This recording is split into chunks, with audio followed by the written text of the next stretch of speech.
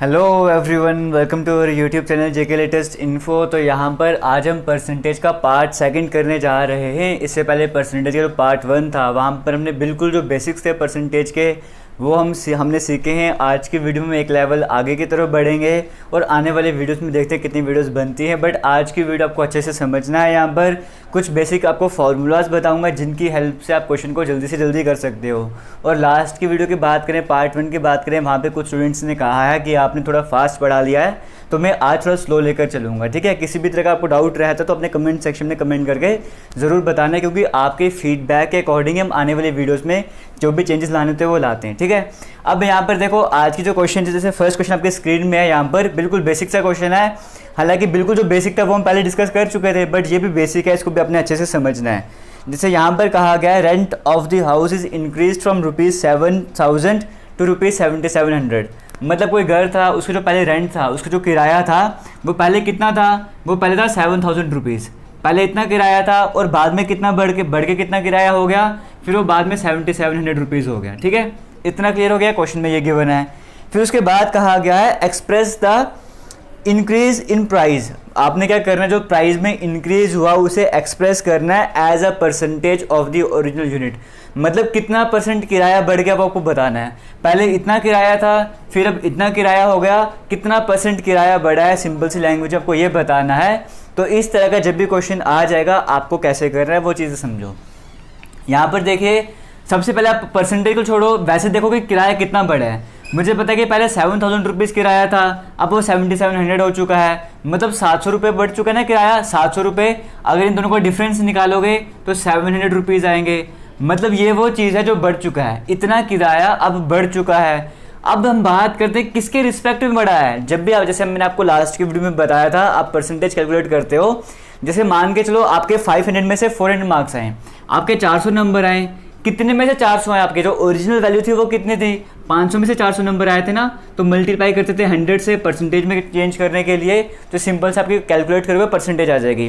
वैसे यहाँ पर करना है कितना किराया बढ़ा, आपका ₹700 बढ़ा ना किराया। ओरिजिनल वैल्यू क्या थी, जो मेन वैल्यू थी वो क्या थी, ₹7,000। तो इसे डिवाइड कैसे करेंगे, 7,000 से, और परसेंटेज में चेंज करने के लिए हम 100 से मल्टीप्लाई करेंगे।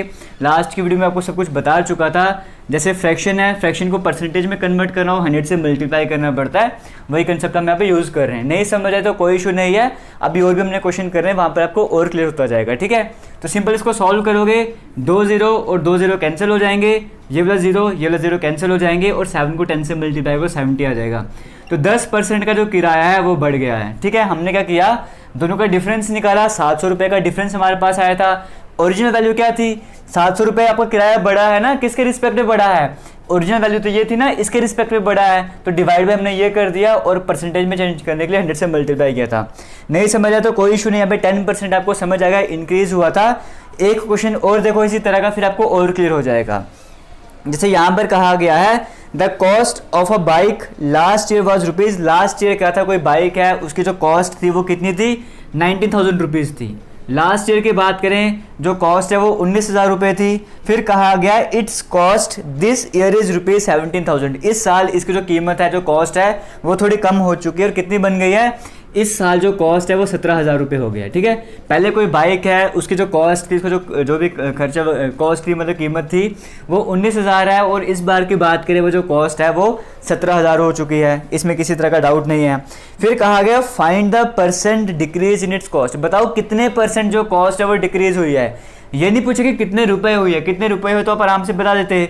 यहाँ पे आपको परसेंटेज की टर्म में बताया है, पूछा कि बताओ कितने परसेंट जो है वो कमी आई है, इसके रेट में, इस बाइक के रेट में कितने परसेंट की कमी आई है। सिंपल सा फंडा है, आप कैसे कैलकुलेट करोगे, यहाँ पर फिर से वही काम करेंगे, इन दोनों के बीच के डिफरेंस देखेंगे। सबसे पहले 19,000 में से 17,000 माइनस करोगे तो 2,000 आएगा। सिंपल सा फंडा ये है, पहले आपको दोनों के बीच के डिफरेंस फाइंड आउट करना होता है। हमने देखा दोनों के बीच के डिफरेंस 2,000 था, हमने वो लिख दिया। डिवाइड बाय ओरिजिनल वैल्यू से करते हैं ना, जो स्टार्टिंग वैल्यू है। जैसे यहाँ पे ओरिजिनल वैल्यू ये थी, यहाँ पर ओरिजिनल वैल्यू ये ना 19,000 स्टार्टिंग में था, तो इसके 19,000 को डिवाइड कर देंगे, और परसेंटेज में चेंज करने के लिए हम वही 100 से मल्टीप्लाई करेंगे। 2 0 और 2 0 ये कैंसिल हो जाएंगे, ये वाला और ये वाला कैंसिल हो जाएगा। अब आपको सॉल्व करना है 200 डिवाइड बाई 19। इसको सॉल्व करोगे, 19 को आप 10 से मल्टीप्लाई करते हो 190 आ जाता है, 10 वहाँ पे कैरी चल जाएगा तो 100 बन जाएगा। 19 को 5 से मल्टीप्लाई करोगे 45, 10.5 ऐसे करते करते कुछ आएगा, तो मतलब 10.5% के करीब आप आंसर मान लो। यहाँ पर ऑप्शंस तो है नहीं, बट 10.5 के करीब करीब जो भी आंसर रहा होगा वो करेक्ट हो गया होगा। ठीक है, तो यहाँ पर क्या था, जहाँ पर भी कहते हैं ना कितने परसेंट किराया बढ़ा है, कितने परसेंट कोई चीज़ में, जैसे कितने परसेंट बढ़ा है, कितने परसेंट कम हुआ है, सिंपल से डाटा आपको गिवन होगा, इस तरह से अपने यूज़ करना है। यहाँ पे किसी भी तरह की डिफिकल्टी आपको नहीं रहनी चाहिए, बिल्कुल बेसिक से कंसेप्ट है ये वाले। एक कैटेगरी क्वेश्चन मैंने आज ये डिस्कस किए, और भी डिस्कस करेंगे।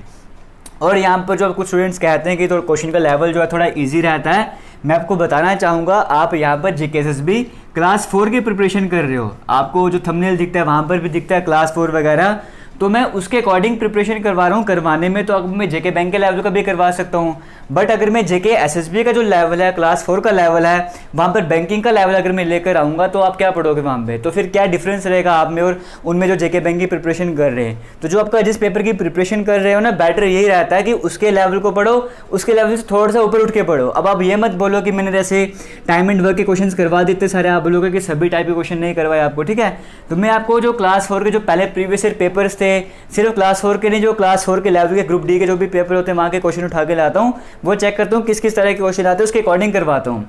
और एग्जाम आने में टाइम बहुत ज़्यादा भी, आपको उससे पहले एक बार और क्वेश्चन करवा दूंगा, हो सकता है जल्दी जेके बैंक की क्लासेस भी स्टार्ट करवाऊँ। तो आपको अगर डिफिकल्टी लेवल जो क्वेश्चन चाहिए, आप वो वाली क्लासेस भी ज्वाइन करना। तो बाकी बिना पैनिक हुए, बिना किसी टेंशन के जितना करवा रहा हूँ उतना अच्छे से करते जाना।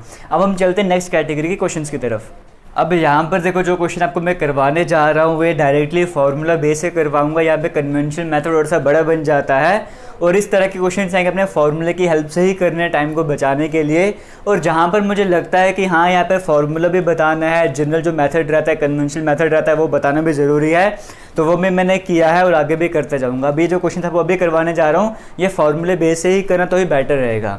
जैसे यहाँ पर देखो, एक फार्मूला अपने याद रखना है, ये वाला फार्मूला आपके सामने स्क्रीन में है, a plus b plus a into b over 100। ठीक है, यहाँ पर क्या होता है, नेट परसेंटेज जो होता है ना चेंज, वो वाले क्वेश्चन आते हैं। जैसे कहीं पर कहा जाएगा कोई चीज़ थी, उसकी कॉस्ट जो है पहले 25% बढ़ गई, फिर बाद में 50% बढ़ गई, तो बताओ नेट परसेंटेज में चेंज कितना आया है, तब हम ये वाले क्वेश्चन करते हैं, ये वाला फॉर्मूला हम यूज़ करते हैं। ठीक है, तो जहाँ पर भी आप क्वेश्चन करते हो, वहाँ पर जो भी मैं आपको करवा रहा हूँ वो सेम टू सेम क्वेश्चन लिख दिया करो, साथ में फॉर्मूला लिख दिया करो, बाद में रिविजन करो, तो आपके लिए बेटर रहेगा।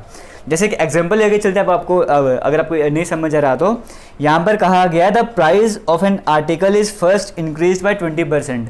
कोई आर्टिकल है, उसका जो प्राइस है पहले वो बढ़ गया 20% से। कोई भी, हमें पता नहीं कितना प्राइस था उसका, सिर्फ इतनी कंडीशन गिवन है कि जो प्राइस था वो पहले 20% से बढ़ गया, and later on the price was decrease by 25%। और बाद में क्या हुआ, जो प्राइस था वो 25% कम हो गया। कोई आपके पास कुछ आर्टिकल था, उसका प्राइस पहले क्या हुआ 20% से बढ़ गया, और कुछ देर बाद क्या हुआ, वही जो प्राइस था वो 20% से कम हो गया, 25% से कम हो गया। फिर कहा गया find the net percentage change in final price of article. बताओ कि नेट परसेंटेज में कैसा चेंज आया, क्या वो नेट परसेंटेज की बात करें, जो प्राइस था वो बढ़ा है या कम है, जो भी आपको बताना है। कैसे करेंगे, सिंपल सा फंडा याद रखना। यहाँ पर जैसे ए है ना, ए को प्लस आप तभी लोगे जब वहाँ पे इंक्रीज हुआ होगा। जहाँ पर भी प्लस साइन है ना, प्लस का मतलब है इंक्रीज। अगर कोई चीज़ डिक्रीज हो रही है ना, मतलब पहली वैल्यू डिक्रीज हो रही है, तो ए को माइनस कर देना, या फिर अगर सेकंड वाली वैल्यू डिक्रीज हो रही है तो बी को माइनस कर देना, साइन चेंज कर देना। इंक्रीज के लिए पॉजिटिव साइन, डिक्रीज के लिए नेगेटिव साइन। अभी हम करेंगे, आपको समझ आ जाएगा। जैसे फॉर्मूला ना ए प्लस ए बी ओवर 100, यहाँ पर क्या था, price of an article is first increase by 20%। पहले क्या वो जो प्राइस था वो 20% से बढ़ा है ना, तो ए को हम क्या मानेंगे, ए को मान लेते हैं 20%। ठीक है, 20% को एज इट इज लिखेंगे और प्लस लिखेंगे। क्यों प्लस 20 क्यों है, क्योंकि इंक्रीज हुआ है। फिर आगे चलते हैं, यहाँ पर कहा गया है and later on the price was decrease by 25%। बाद में क्या हो, प्राइस जो 25% कम हो गया, तो बी हमारे पास यहाँ पर क्या हो जाएगा, बी हमारे पास 25% हो जाएगा। लेकिन कौन सा, माइनस। माइनस क्यों आया, क्योंकि यहाँ पे प्राइस जो है वो कम हो गया, कम के लिए हम माइनस का साइन यूज क्या करेंगे। इतना क्लियर हो गया। अब हम कैसे करेंगे, फॉर्मूला हमारे पास है ए प्लस बी, ए की जगह आप 20 लिख दो, सिंपल 20 लिख दो, प्लस बी की जगह आपको बी आपके पास क्या है, बी आपके पास -25 है ना, बी आपके पास -25 है, तो यहाँ पे प्लस को हटा दो और यहाँ पे -25 कर दो। क्लियर हो गया।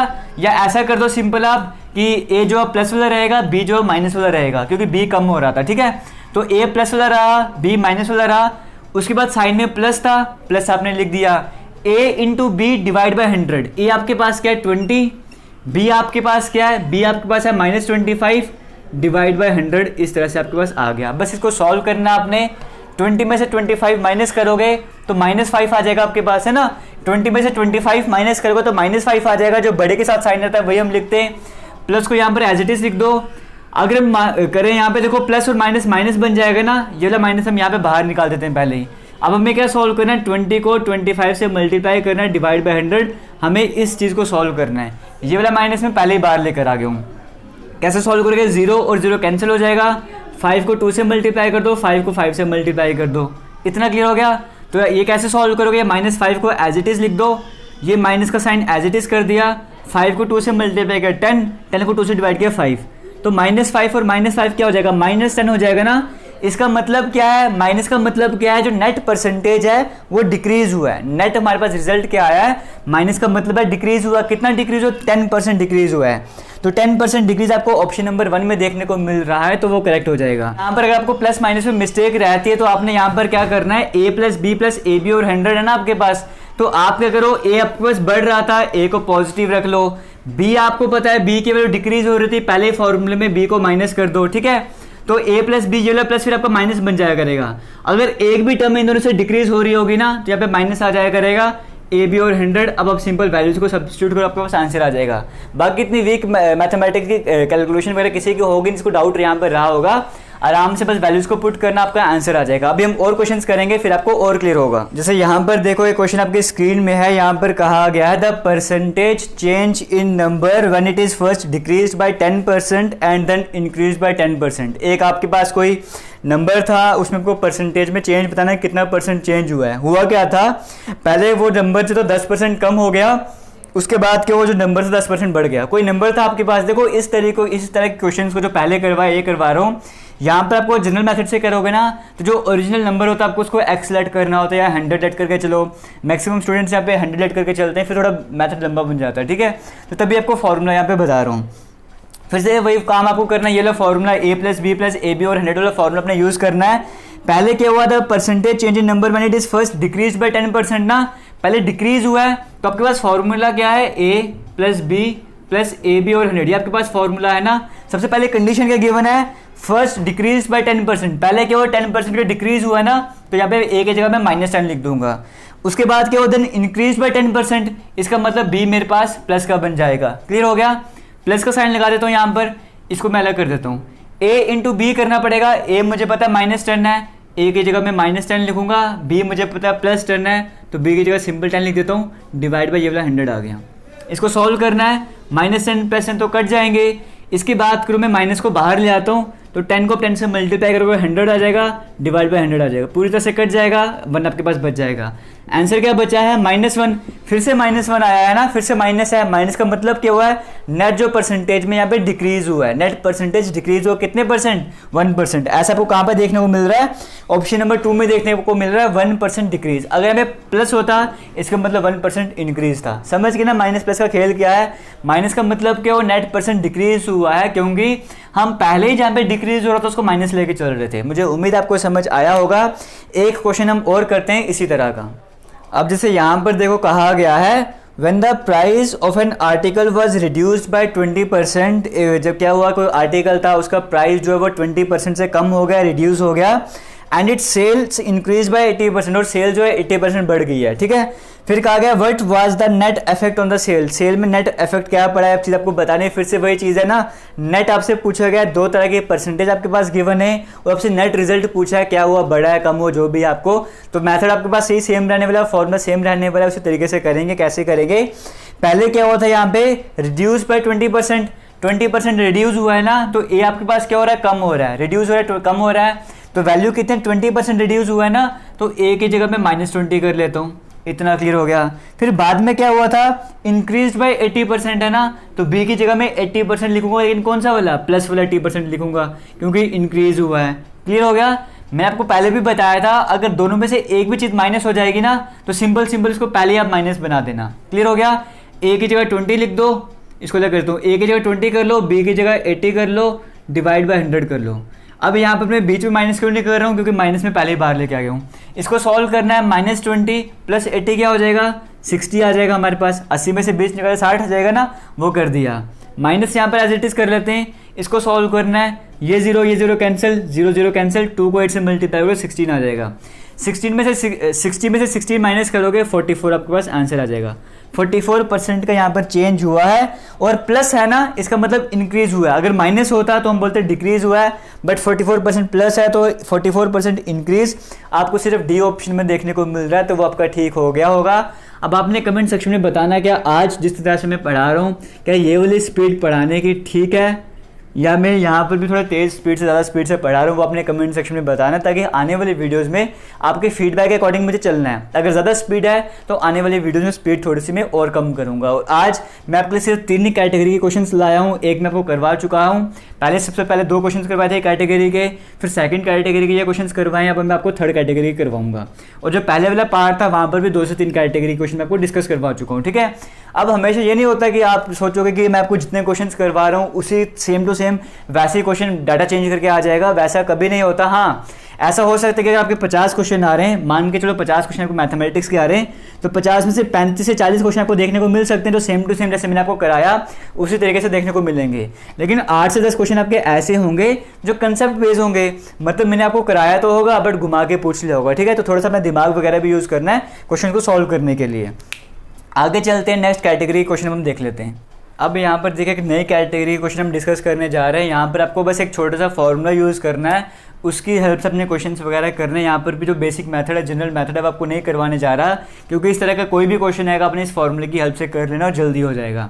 यहाँ पर छोटा सा फॉर्मूला यूज़ करें, अगर आप बेसिक मेथड से कभी करना ट्राई करना चाहोगे, price into consumption equals to expenditure. मतलब किसी भी चीज़ का खर्च किसके बराबर होता है, अगर कोई चीज़ को प्राइस आपको पता है और कितना कंज्यूम कर रहे हो, कितना प्राइस था आपने कितना कंज्यूम किया, इन दोनों को मिला के तो वो खर्च बनता है ना। बस ये चीज़ याद रखना, आपको फॉर्मूला बताऊंगा वो चीज़ याद रखना।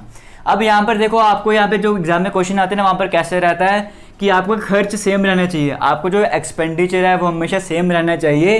तो कभी प्राइस बढ़ेगा तो कभी प्राइस कम होगा, उसकी बेसिस पर क्वेश्चन आएंगे। अब यहाँ पर देखो, अगर आपका खर्च सेम रहना चाहिए ना, मान के चलो आपका एक एग्जांपल लेके चल रहा हूँ, बाकी आपके क्वेश्चन में स्टेटमेंट गिवन हो गया, आपको दिमाग लगाने की जरूरत ही नहीं है। मान के चलो एक्सपेंडिचर किसी चीज़ का 6 रुपये है, ठीक है। अगर मान के चलो पहले प्राइस है 3 रुपये का, 3 रुपये किसी चीज़ का प्राइस था, आप कंज्यूम कर रहे थे 2 यूनिट कंज्यूम कर रहे थे, तो आपका खर्च 6 यूनिट का आ रहा था। किसी चीज़ का प्राइस 3 यूनिट था, आपने कंज्यूम किया 2 यूनिट, खर्च आ गया 6 यूनिट। अब आप क्या चाहते हो, आप खर्च को सेम रखना चाहते हो, सेकंड कंडीशन में भी आप खर्च को सेम रखना चाहते हो, 6 यूनिट ही रखना चाहते हो। अब आपका अगर प्राइस कम हो जाएगा, देखो यहाँ पे कह रहा है प्राइस बढ़ा था, आपने कंजप्शन कम कर दिया, प्राइस ऑब्वियसली बात है प्राइस बढ़ जाएगा, आप कंज्यूम करना कम स्टार्ट कर दोगे ना। सेकंड केस में क्या होता है, यहाँ पे प्राइस बढ़ा था और ये कम हो गया था। सेकंड केस में मान के चलो प्राइस आपका कम हो गया है, यानी कि मान के चलो प्राइस आपका 2 हो गया है, 2 यूनिट हो गया है। अब ऑब्वियसली बात आपको 6 यहाँ पे बनाना है तो 3 से मल्टीप्लाई करना ही करना होगा, तो यहाँ पर कंजप्शन आपका बढ़ गया है। बस कुछ कहने की ज़रूरत नहीं, यहाँ पर आपको सिर्फ समझाना चाहता हूँ, जब भी प्राइस बढ़ता है कंजप्शन कम हो जाता है, प्राइस जब कम होता है तो कंजप्शन बढ़ जाता है, जब एक्सपेंडिचर आपको सेम रखना पड़ता है।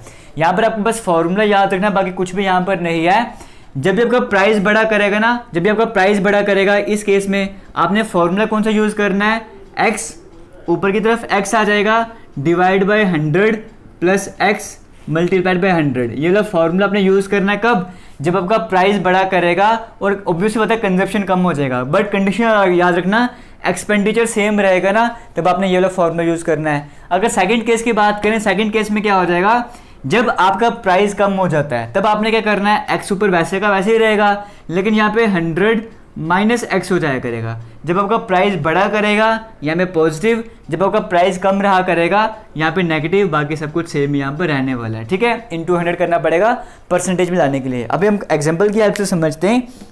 जैसे यहाँ पे क्वेश्चन में कहा गया है, if the price of a T is increase by 20%, अगर चाय का जो प्राइस है वो बढ़ गया 20% से, 20% से प्राइस जो है बढ़ चुका है, by how much percent the consumption of tea to be reduced, price बढ़ गया है तो बताना है कि हाउ मच परसेंट, कि कितना आपको कंजप्शन कम करना पड़ेगा, कितना आपको कंजप्शन कम करना पड़ेगा, ताकि यहाँ पे खर्च में किसी भी तरह का चेंज ना आए। क्लियर हो गया ना, कंसेप्ट क्लियर है आपको कि परसेंटेज, ऑब्वियसली बात है जब भी प्राइस बढ़ेगा आपको कंजप्शन कम करना पड़ेगा। आपके क्वेश्चन में खुद ही दिया है उसने, यहाँ पर उसने खुद से दिया है, कहा है कि जो प्राइस है वो 20% से बढ़ गया है, प्राइस जो है वो 20% से बढ़ गया है, आपको कितना कंजप्शन, कितने परसेंट कंजप्शन जो है वो कम करना पड़ेगा ताकि एक्सपेंडिचर सेम रहे। आपको फॉर्मूले में बता दिया।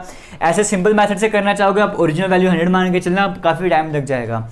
इसकी हेल्प से देना कितना जल्दी होगा, कितना एक्स आपके पास के जो भी परसेंटेज इंक्रीज डिक्रीज होगा ना वो आपके पास एक्स रहता है। यहाँ पर क्या हुआ है 20% इंक्रीज हुआ है ना, तो एक्स की जगह आपने क्या करना है 20 कर लो। मैंने आपको बताया था जब प्राइस इंक्रीज होगा ये वाला फॉर्मूला यूज करना। ऊपर की तरफ 20 कर दिया, नीचे की तरफ 100 आपने कर दिया, प्लस एक्स था ना आपके पास, एक्स आपने फिर से एक्स के लिए 20 लिखना है, मल्टीप्लाइड बाय 100 कर लो। इसे सिंपली आपने सॉल्व करना है, 20 डिवाइड बाय 100 प्लस 120 कितना हो जाएगा 120 हो जाएगा, मल्टीप्लाइड बाय 100 इसे सॉल्व करना है। 1 0 ये कैंसिल हो जाएगा, और कट करना चाहोगे तो इसको आप 4 से 12 कर लो, 4 को 5 से मल्टीप्लाई करो 20 आ जाएगा, तो 5 को 10 से मल्टीप्लाई करो 50 डिवाइड बाय 3 आ जाएगा। ऐसा आपको कहीं पे ऑप्शन देखने को मिल रहा है, ऐसा तो कहीं नहीं है। मिक्स फ्रैक्शन में तो कैसे बनाएंगे, मुझे पता है अगर मैं 3 को इधर 3 नीचे लिख देता हूँ यहाँ पर, मुझे पता है अगर 3 को मैं 16 से मल्टीप्लाई करूँ तो 48 आता है।